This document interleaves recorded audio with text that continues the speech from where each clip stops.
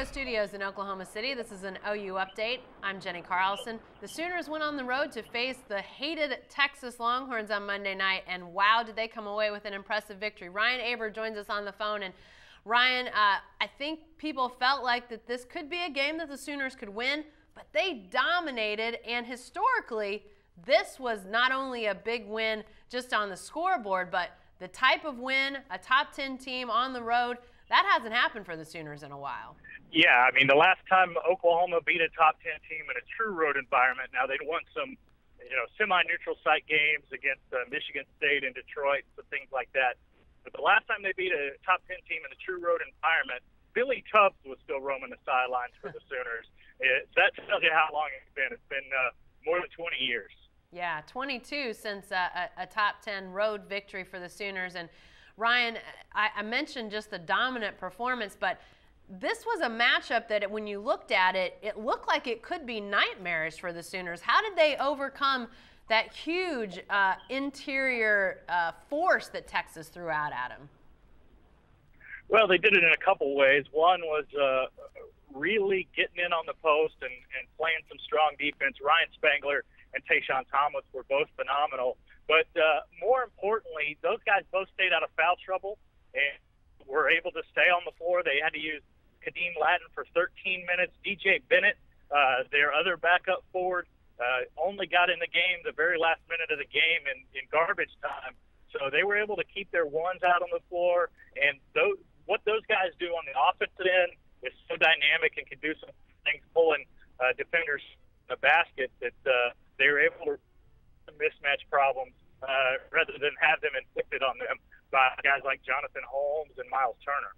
You know, another thing, Ryan, that stood out was the fact that as good as the Sooners looked, as much distance as they put between themselves and the Longhorns early and then kept throughout the game, offensively, this wasn't their best day. How bad was it? I hate to even ask that, considering how big and good a win this was, but offensively, they weren't at their best, were they? No, they weren't at all. Tayshawn Thomas, I believe, was 6 of 17 from the floor. He was doing some different things and popping some floaters up that probably wouldn't normally put up, but against guys like Holmes, Prince Ebay, the guys like that, you've got to try some different things, and if those things worked enough, the guards were efficient, were pretty good getting to the rim, but didn't have their best outside shooting night.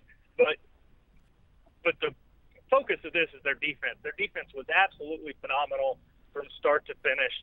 We've seen this team, fold a little bit when they got up big and sort of let things slip away. We saw it at Creighton earlier this year. We saw it at Texas 2 years ago when they blew a 22-point lead in the last 7 minutes. But clearly, this is a different kind of team that has a very, very high ceiling at this point. Well, what kind of message does this send to the Big 12, Ryan? I mean, we're only 2 games in, obviously, so the Big 12 slate is still very fresh and lots of games left to play. But I have to think if Oklahoma goes on the road against a bigger Texas team, doesn't play great offensively, and still wins the way that they did, that's got to be sending some ripples around the league.